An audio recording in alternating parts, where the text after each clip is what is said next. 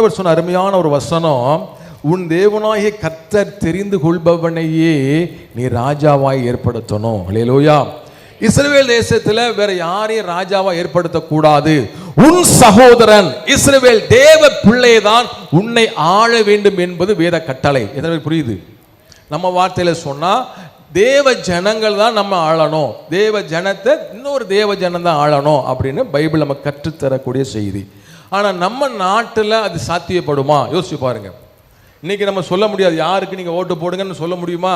சொல்ல முடியாது. நான் ரொம்ப கவனித்து பார்த்தேன், யாராவது எந்த நிறைய அரசியல் கட்சி இருக்குது, அவங்க தேர்தல் அறிக்கை நிறைய செஞ்சிருக்கிறாங்க, என்னென்னமோ செய்வோம் நூற்றுக்கணக்கில் நினைஞ்சிருக்கிறாங்க, வாக்குகளை அள்ளி கொடுத்துருக்காங்க, ஒருத்தர் கூட டாஸ்மாகை அடைப்போம் என்று சொல்லவில்லை. கவனிச்சிங்களா?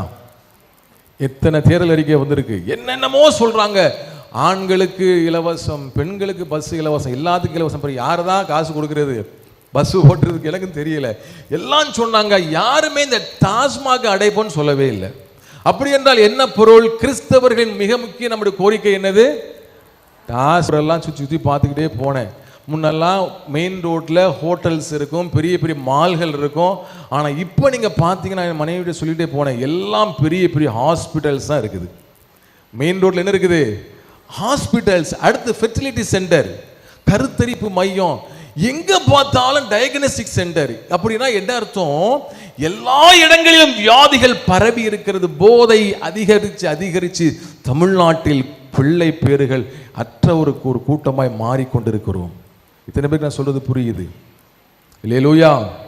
ஆமாம், அதை குறித்து யாருக்கும் அக்கறை இல்லை, எந்த அரசியல் கட்சிகளுக்கும் அக்கறை இல்லை. யாருமே இந்த போதையை ஒழிப்போம், டாஸ்மாகை அடைப்போம் என்று சொல்லவில்லை. ஆனால் வேதம் சொல்லுகிறது, உன் சகோதரனிலிருந்து ஒருவனை நீ என்ன செய்யணும்? ராஜாவாணி அபிஷேகம் பண்ணு. அந்நியன் உன்னை ஆளக்கூடாது, இது தேவ கட்டளை. அப்படின்னா நம்ம என்ன செய்யறது சார்? என்ன பண்றது பிரதர்?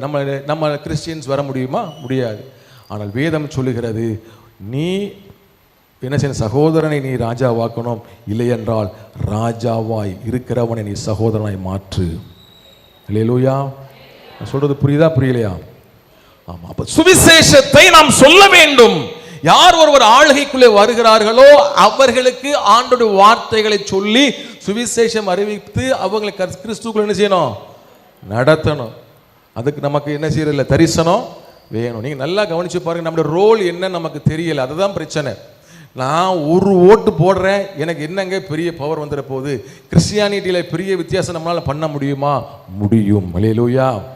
நல்லா கவனிச்சு பாருங்க. ஆண்டவர் சொன்னாரு, எலியாவை பார்த்து சொன்னாரு, நீ பண்ண வேண்டிய தூரம் வெகு தூரம், உன் பிரயாணம் வெகு தூரம் தான் சொன்ன உடனே எலியா நினைஞ்சிட்டாரு, நல்லா சாப்பிட்டுட்டு எவ்வளவு நேரம் நடந்தாரு?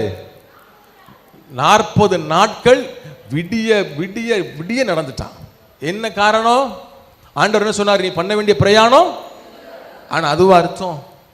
அது அர்த்தம் இல்லை. எலியாவே does not understand the word of God. கர்த்தருடைய வார்த்தைகளை சரியாகவும் புரிஞ்சு கொள்ளல. ஆண்டவர் பண்ணக்கூடிய தூரம் வெகு தூரம் சொன்ன உடனே அவன் பாடு நடக்க ஆரம்பிச்சிட்டாரு. எங்க வரைக்கும் போயிட்டாரு? ஓரே பர்வதம் வரைக்கும் போய்விட்டார் என்று வேதம் சொல்கிறது. ஆனால் அதன் பிறகு ஆண்டவர் சொல்ல ஆரம்பித்தார், எலியாவே நீ போக வேண்டிய தூரம் வெகு தூரம் சொன்ன நடக்க சொல்லலடா, நீ என்ன செய்யணும்?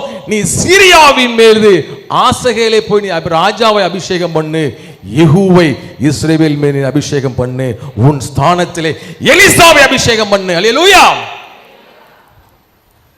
இஸ்ரவேல் தேசத்தை ராஜாவை அபிஷேகம் பண்ணுனா ஓகே, அண்டை நாடாகிய சிரியாவின் மீதும் ஒரு ராஜா வரப்போகிறான், ஆசகேலை நீ அவன் மீது அபிஷேகம் பண்ணு. அல்லேலூயா. ராஜாக்களை அபிஷேகம் பண்ணுவதற்கு உங்களுக்கு கிருபை தருகிறார். எத்தனை பேர் நம்புறீங்க? அல்லேலூயா. நான் போடுற ஒத்த ஓட்டு என்னையா செஞ்சிட போகுது? செய்யும். கிறிஸ்தவர்கள் எல்லாம் ஒன்றிணைந்து நாம் தேவ பிள்ளைகளாக இணைகிற பொழுது இந்த தேசத்தில் மாற்றத்தை ஏற்படுத்த முடியுமா? முடியும்.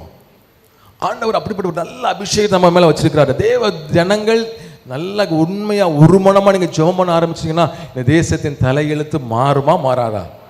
மாறும். அல்லேலூயா.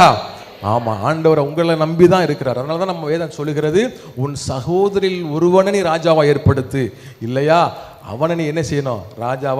ராஜாவை சகோதரனாக என்ன செய்யணும்? மாற்றணும். அதுக்கான முயற்சிகளை செய்யணும். அப்போஸ்தலனாகிய பவுலுக்கு ஒரு தரிசனம் இருந்துச்சு. நீங்க நல்லா கவனிச்சு பாருங்க. அவனை ஆண்டவர் எங்க கொண்டு போய் நிறுத்தினாரு? ரோமாவில் இருக்கிற ராயனுக்கு முன்பாக நிறுத்தினார். அல்லேலூயா. ஆமா, ராஜாக்களுக்கு முன்பாக ஆண்டவர் அவனை நிறுத்தினார். ஃபெலிக்ஸ் என்று சொல்லக்கூடியவன் தேசாதிபதி, அங்க இருக்கிறதான ஒவ்வொரு பெரிய பெரிய அரசியல் தலைவர்களிடத்திலே போய் ஆண்டவருடைய நாமத்தை அவன் அறிவித்தான். அல்லேலூயா. அதுக்கு பேர் தான் பரம தரிசனம். என்ன தரிசனம்? ஆமா, அந்த பரம தரிசனம் அப்படின்னு சொன்னா, நான் புறஜாதிகளுக்கும் யூதர்களுக்கும் ராஜாக்களுக்கும் என் நாமத்தை அறிவிப்பதற்காக நான் தெரிந்து கொண்ட ஒரு பாத்திரம். அல்லேலூயா. அப்ப ஆண்டவர் உங்களை எதுக்காக தெரிந்து கொண்டிருக்கார் சொல்லுங்க பார்க்கலாம். ராஜாக்களுக்கு சுவிசேஷம் சொல்லணும். நான் எங்கெங்க போய் சொல்ல, யார்கிட்ட போய் சொல்ல, அப்படி இல்லை. உங்ககிட்ட இருக்கிற செய்தி விசேஷமானது. அல்லேலூயா. உங்க கையில் இருக்கிற செய்தி மகத்தான ஒரு செய்தி. கிறிஸ்துவானவர் மரித்தார், அடக்கம் பண்ணப்பட்டார், 3ஆம் நாளில் உயிர்த்தெழுந்தார் என்ற இந்த நல்ல செய்தியை நீங்கள் கொண்டு போய் மக்களுக்கு சொல்லுகிற பொழுது ஜனங்கள் ரட்சிக்கப்படுவார்கள். அல்லேலூயா. அதைத்தான் நீங்க நம்ம இடத்துல எதிர்பார்க்கிறார் ஆண்டவர். தேச தலைவர்கள் நீங்க நல்லா கவனிச்சு பாருங்க. இஸ்ரவேல் தேசத்துல ஒரு அருமையான ஒரு தலைவன் இருந்தான், மொர்தெகாய். அல்லேலூயா. அவனை குறித்து பைபிள் பல இடங்களில் சொல்லப்பட்டிருக்கு. கடைசியாக வரலாற்றில் அவனை எழுதி முடிக்கிறார்கள். அவன் தன் ஜனத்திற்கு நன்மைக்காக அவன் பேசுகிறவனாய் இருந்தான். ஆமென். மொர்தெகாய் என்ன செஞ்சான்? தன் ஜனத்தின் நன்மைக்காக பேசுகிறவனாய் இருந்தான். நீங்க நல்லா கவனிச்சு பாருங்க. அமெரிக்க தேசத்திலே சார்லஸ் கிர்க் அப்படின்னு சொல்லக்கூடிய ஒரு தேவ மனிதன் இரத்த சாட்சியா மரிச்சு போயிட்டாரு. அந்த தேசத்திலே அவர் செய்த ஊழியம், அவர் செய்த புரட்சியினாலே இன்னைக்கு ஆண்டவர் ட்ரம்ப் என்கிற ஒரு மனிதனை அங்கே வைத்திருக்கிறார். அல்லேலூயா. இன்னைக்கு நீங்கள் நானும் சுவிசேஷம் சொல்வதற்கு அங்கே ஒரு முன்மாதிரியான